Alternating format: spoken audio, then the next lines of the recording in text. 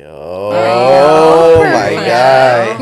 Yeah, perfect. Welcome to the Paso Robles Podcast. I'm here with Steven, Bettina, this, bro. and a new guest, Angela. Okay, cool.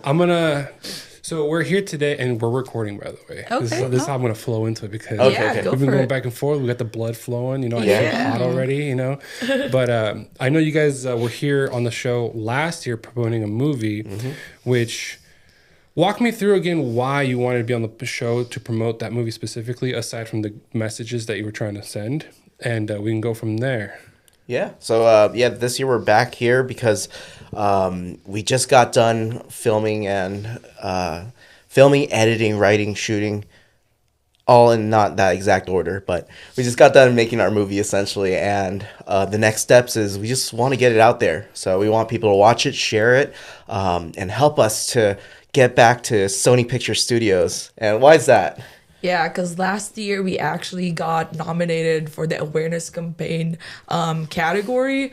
What that is they award the film that gathered the most views, gathered the most media pickups, engagement, and shares. And they win the prize. And aside from that, I think another big factor of why we're here is to really just promote the film, because the film challenge entails it's a requirement to not pay our crew. It's all volunteer based, and all our crew worked hard on it, and it's a beautiful film once they see it, and we just want to make everybody watch it because it's really a film that needs to be seen. And I mean, I think it's always a great proposition. Like, hey, do you want to work on a film after you're done with working at work and then not get paid? It's a good idea, right? Yeah. So, no, but luckily this year we were blessed to have just as many of our old crew, but even more. Like, I think our crew size doubled this year. And it was just amazing. I had the best time. I think it's honestly the best film I've ever worked on. And I want you guys to introduce the film and give us a quick synopsis, and then we can introduce one of the co-stars of the film as well. Yeah. 100%. So I'll introduce the film because I'm always the worst at the synopsis. I know what it's about. I just don't know how to say it. Okay. But the film is called I Will Be Fine. It's an entry to the Easterseals Disability Film Challenge for 2026, and it's a dramedy this year. So a mixture of drama and comedy. And I mean, part of the influence is actually from Edgar Wright films. So the director of Shaun of the Dead. I'm totally going to blank out on the rest of that. Scott Pilgrim versus the World. And Bettina actually has another inspiration point for it, too. Yeah, like another inspiration. I'm such a big fan of Greta Gerwig. Oh, my God. So if you think of Barbie, now I'm blanking, too. That's a big one, though. Right? Yeah. That's a big one. Lady Bird, right? Yeah, Lady Bird is Sacramento. one of our big inspirations. And so we mixed the visual comedy of Edgar Wright with the heart that Greta Gerwig has in her films. So for us, like for me personally as a director, those are the two favorite directors that I have, and it's just an honor to be able to have them as inspiration and actually put it in the film. So to follow up with Steven as he's discussing the film, so what the film is about is it's about a young man pushing to get his independence, only to be limited by his physical disabilities. And it also promotes the quiet strength for asking for help. Oh, thank you. So here, as a person with disability, Steven, he is, I think you're the person who... I am a person with disabilities. That's right. Yeah. And honestly, like the Easterseals Disability Film Challenge has been amazing at making me feel more comfortable and safe in my skin as a person with disability. But yeah, the film just talks about the struggles and, the little successes, the little wins, but then also the dependence on your own community and not being afraid to ask for help. Because a lot of times, like, we feel like asking for help is going to be a burden on the ones you're asking for help from. When a lot of the times, a lot of the struggle you're dealing with, a lot of the pain and headache that you're handling could be solved just by asking. And you actually build a stronger community by asking for help, really. And banking on that, speaking of community, this film, we had more actors. So we have 2 additional actors in our main cast. And these 2 actors are actually based from our own experiences. Steven's friends, where he had to rely on them. And one of them is the character Cams. Cams is actually based on my best friend, but Steven had a lot of friends that were like that. She's right beside me right now. She's actually played by Angela Alarcon. Hello, guys. So let me reel you into my character real quick. So I'm playing Cams. Cams is the Filipino mom friend of the group. She's overly protective, but she has a heart. Yet she doesn't fully trust Steven when it comes to, adulting and all that stuff. But she's over here being the mom, and, she's always like responsible and trying to, be on the lookout for Steven. So yeah. That's me. Because funny thing is, Angela and I are actually best friends from the Philippines. I've known her since high school, but in college we have this friend group called the ABCs. Yeah, Angela, Bettina, and Cams. And now Steven. I'm the S. So that's also like an Easter egg because her friend is named Cams, but Cams is the name I'm using for the film. So it's pretty cool, Easter eggs. But she hasn't watched the film yet, so it's like a surprise. It's 100% surprise because Steven and I thought it would be really meta to just use her name, and also like Cams embodies the character Cams. Cams is the nicest person you'll ever meet, and she's really the mom of the group. Like when Angela and I were into our shenanigans in college, Cams would always be there to make sure that everyone's safe, everybody has their water, or like if they've eaten, or like nobody goes around their group too. So she's definitely the mom of the group. And Cam's always makes me look bad when she visits, because she'll open the door for my parents to the car, and I'm like, don't do that. They still got a few years on them. They can do that themselves. Don't make me look bad. Because I'm usually taking care of them, but she's just such a caring person. Yeah. And do you want to talk about the character David? Yeah, and David's based off of different friends I have growing up, and David's actually one of the people who have driven me around, and he drove me to get different things around town when I probably shouldn't be getting them, but he's still supportive. But and he's not with us anymore, but I just want to give a little bit of a tribute to him now in this film. Yeah, that's beautiful, man. Thank you. I want to talk a little. I got a chance to watch it before we sat down, so it was kind of cool. It's not that long, so people can watch it over and over again. 100%. And I'll right away. I know you a little bit, so I'm like looking at the stuff you're doing in the film, and I'm like, oh, I like that part. Oh, I like this. Oh, was that meant to happen? He goes, yeah. He spent so much more time for that little part, and I'm like, yeah, that's awesome. But another thing I haven't talked to you about is the characters that were in it. There were a couple. Was it a couple? The ones that were dropping them off? Yeah. The way they were dressed. So the way they were dressed was very much couples right there. Yeah. So that I'm assuming that was intentional. 100% intentional. This year we were able to onboard an art director. Her name is Seed. She's amazing. Shout out to Seed. So we were able to spend time more on developing the characters.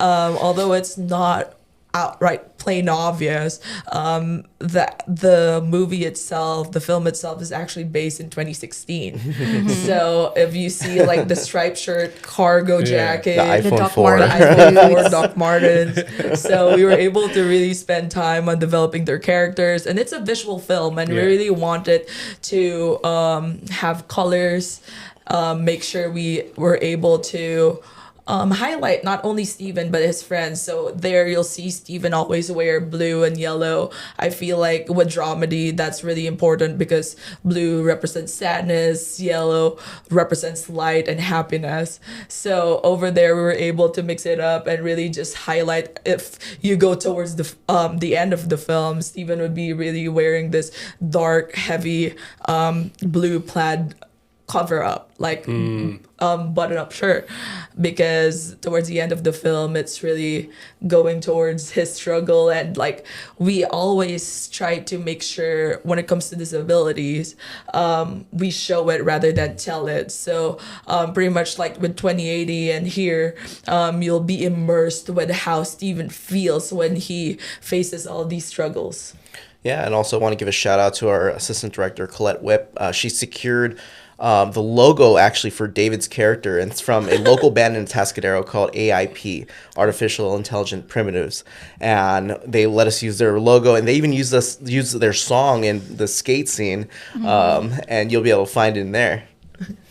Yeah, that's actually kind of cool. Like the little details. So in my head, when I'm thinking, when you guys sit down, you guys have like a board situation meeting, right, around the table For 2 months. For 2 months? And then after work.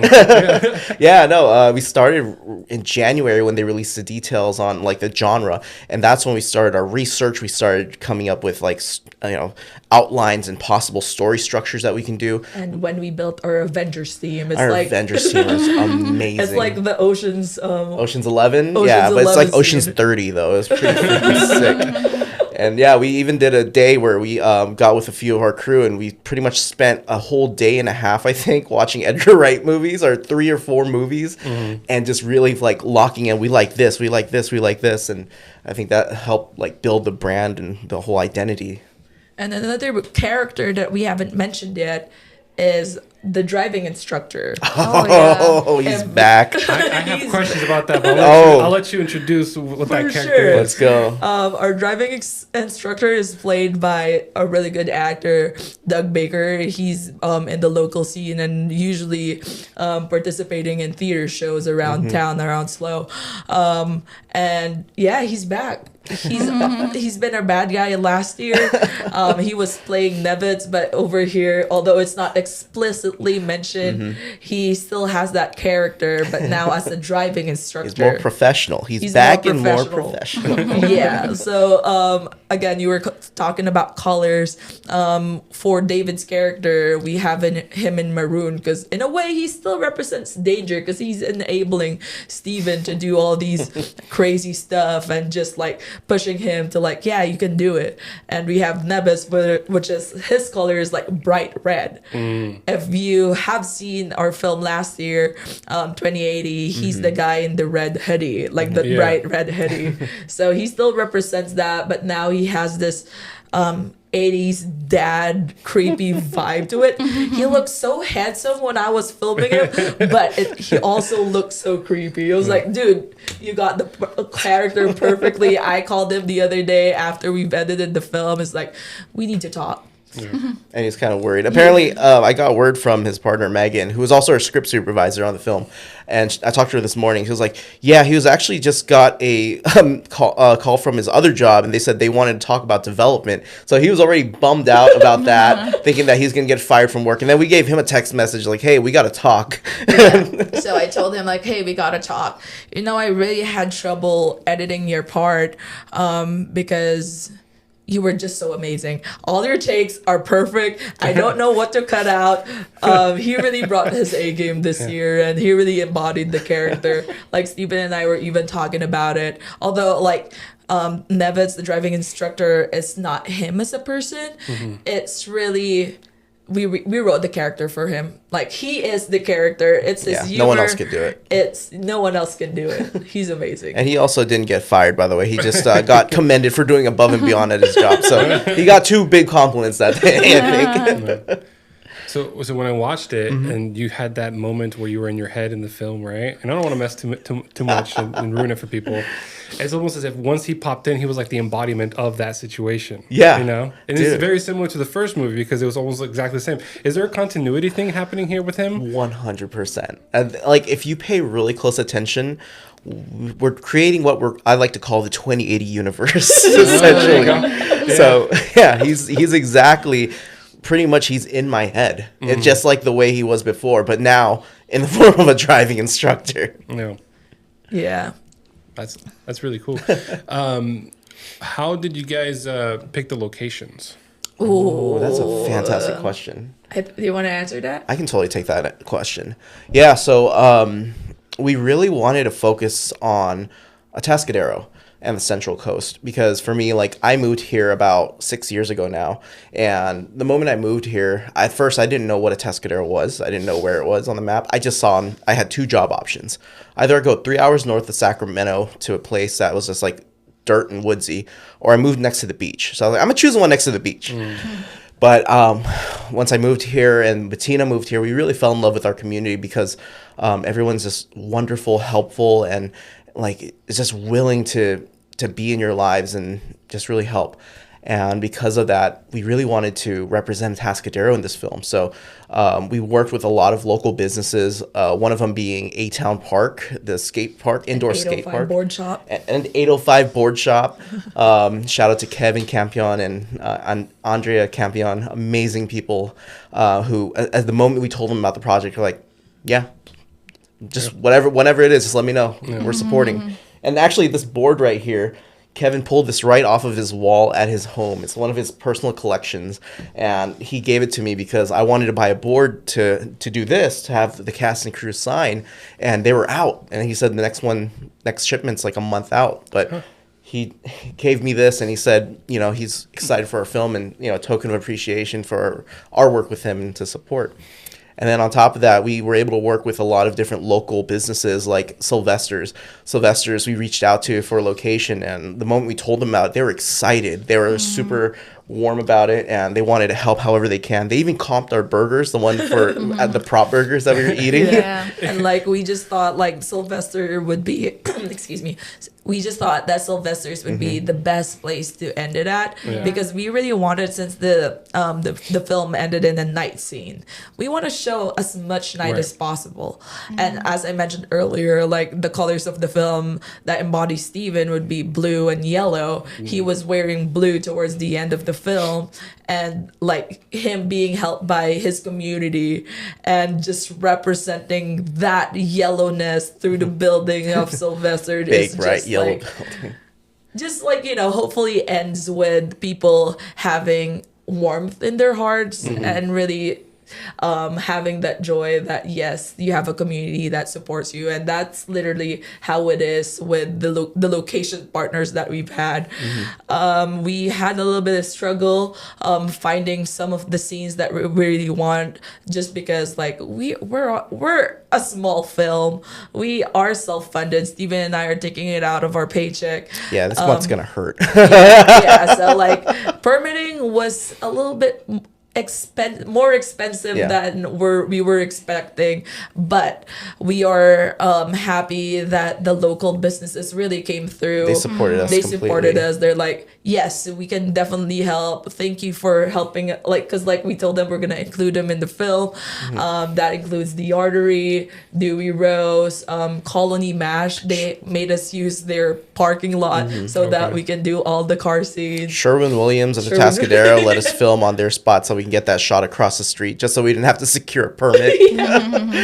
It's and Dr. Sigmund. Oh yeah, Dr. Sigmund, who got permission from the building owner for the doctor offices there, let us shoot two major scenes, which was the DMV office and the doctor's appointment office. And Dr. Sigmund actually walks across the screen from left to right and cameos in it. Yeah, like Dr. Sigmund and her wife Shirley has been really supportive. Even Shirley, she sometimes popped in while we were editing, and she came with like fresh strawberries and freshly baked cookies. And they actually also sponsored our craft services too. Yeah. So they were really, really supportive. Yeah, absolutely. Yeah, I think it's cool that you guys got Sylvester's because, look, I'm frozen, so we're just going to power through this. That you guys got Sylvester's because it was like subliminal messaging, too. Kind of like how McDonald's being a big one. Right? 100%. We originally wanted In-N-Out, but they said no to us. Yeah, like, all right, well, we tried. I mean, we knew that it was a long shot, but yeah, we might as well try. Sylvester's for Central Coast is still pretty good. Yes. Yes. Oh, it's amazing. 100%. It's amazing. Like, it's actually even better than what we wanted Yeah. overall because, Sylvester's supports the local community. Like, the moment we told our crew about it, they were like, yes, 100%, let's go with Sylvester's because they're like, they've supported us through our high school events here. They support 805, or no, A-Town Park even, and sponsors them. And they sponsored our film and gave us goodies. So we even have little bits of Easter eggs because they gave us some plushies. or dog treat toys. Frisbee. Yeah, and this we got my sticker on here. The burgers, which was awesome. I couldn't finish all of it, but I took it home and ate the next day. So Sylvester's was super helpful, and we appreciate their support for just sure. everything. Yeah. And let's talk a little bit about Angela. I'm going to keep the camera on you yes. while I ask It's the about question. Okay. About time. Go on, So Angela. we talked about the attire and everything, and right now you're dressed differently. So the flexibility and the adaptation is really sure. is there. How did you train yourself to be that way? Yeah, so it's actually based on personal experience as well, because I was at my peak also during 2016. I was in my youth, so I was also wearing the same outfit. I was like the same with what Cams was wearing as well. So it's also based on like my past teenage years too. So it wasn't much of a difference in terms of like adjusting to the character I was playing, but also I kind of had like an inspiration in terms of like Cams in general as a person, as their friend, because of how she was personality-wise. So, looking at her character and, it was a breeze to me in terms of like playing it in general. So, yeah, it was pretty cool playing Cams and being able to co-work with David and Jacob. So, and the whole trio friendship really was a perfect balance of, how friendships were like back in 2016 or in college in general. So yeah, it was pretty good experience so far. So. And do you guys have anything you want to highlight for her on the show? Oh, I'm not sure if... I'm pretty sure everyone that's watching this, especially to our kababayans in the Philippines, would know who Angela Alarcon is. Angela Alarcon is a TV actress in the Philippines. She's part of a major TV network. She's done a lot of TV shows, including the Filipino adaptation of the live action of Fault is 5. It's a famous Japanese anime that they turned into live action in TV form. So... yeah, Angela we've known each other since high school, and this has been like our dream, like that we thought that we'd never achieve, is to like make a movie together. I never expected myself to be a director, but if I am gonna be a director, I definitely want one of my best friends to be starring in it for sure. That's true, and I feel honored as usual because me and Bettina, we used to just be like teammates back in college. We used to do taekwondo together. Oh, so yeah. this is all new to us. Like, it's our first time, being in a set together, and honestly, it just like all worked out since we know all about our work ethics, how our friendship is like. So the rapport is there. So it was really a breeze working with Bettina as a director also, and how he was directing us actors. Like watching her direct in terms of like very chaotic scenes, like. I just noticed how she really pulled it through, and she managed everything to, keep everything in check together. So that was really something to be proud of as well, working alongside with my best friend / director at the moment. So that's pretty cool experience. Yeah, and honestly, with all of our actors, especially Angela, like they made my job easy. Like Angela here, I just need her to stand over there and do it, and she's gonna give me what I asked and more. Like all the ad libs that were added that we eventually actually made the cut is in there. All I needed to do is make sure their faces are seen on frame, but her and Jacob actually are amazing together. Honestly, before the film, they met each other once last year. Then when Angela actually flew in from Las Vegas to here in SLO, we only had the one day to have like a chemistry test, a chemistry workshop. So they went out, like my assistant director and I were actually on the side just watching them, and hopefully have that one night to be able to sell this best friendship that they've had for years, and they're able to sell it, in my opinion. Yeah, so even if I've known Steven for a while now as well, but I think the chemistry workshop was essential for us to really establish how our friendship were like. So it really helped. We really got to know each other. We sat down at dinner and then we asked these like questions about like our personality and like random like Easter eggs and random questions. And we also played the game. Yeah. And it's really fun because we really discovered different stuff about their personality. So it was really cool having to be able to establish that kind of connection in terms of like how we're like aside from being actors. So yeah. And another person that we want to highlight is Jacob Farrell. Jacob Farrell is the guy that played David. I think Steven and Angela can describe him best. Like Steven, maybe like I've known David now for over a year. Jacob. See, he plays so well that I convinced myself. No, I've known Jacob for over a year now, and I actually work with him at work, and he was actually on 2080 as well. He was our previous editor, and also he was starring in it. You might not notice it, but he was actually you don't see his elbow. He was a doctor. He was a doctor in 2080, but this year he played a much stronger role in this film. And what we wanted to do was we was like, hey Jacob, can you play a complete opposite personality of who you are on a day-to-day basis? Because Jacob on a day-to-day is like a lot more calm and more chill, but in this film we want him to be more like angsty and a lot more punk in expression and everything. And Jacob was just down for everything. Like, hey, can we put fake earrings on you? Yeah, sure. Can we put eyeshadow and eyeliner on you? It's like, because I've never done that before, but sure. And like he was just ready to go, and his acting was like, it was stellar. Like, don't get me wrong, Angela sets a high bar when it comes to acting. She's professional. Like, everything looks perfect, spot on. Easy. Didn't even have to direct her pretty much. She directed herself. She directed herself. So it was kind of hard to like, say, okay, what can we do with Angela? She just knew. She had it down. But, with Jacob, that was the first time we saw him ever like act at this capacity, and we were just like, whoa. So overall, the chemistry and everything just looked so amazing in my perspective. But I think it looked awesome. Jacob, on the daily basis, he's the complete opposite of who David is. Like, Jacob is, I would say he's a great guy, and he's really, really respectful, and he's always super considerate of others. He's not the type that would pressure people to do something that they're not comfortable with, or he doesn't feel like it's safe. He would not throw a can in the back of your car. No. Let's just say that. No, he would definitely not. Probably be picking it up for you like the cans did. And I really just appreciate Angela too, because like, on set, we only have 5 days to film everything, but we actually shot it in 4 days, and or 3.5. And Angela definitely helped Jacob to be more comfortable with her, because like they need to be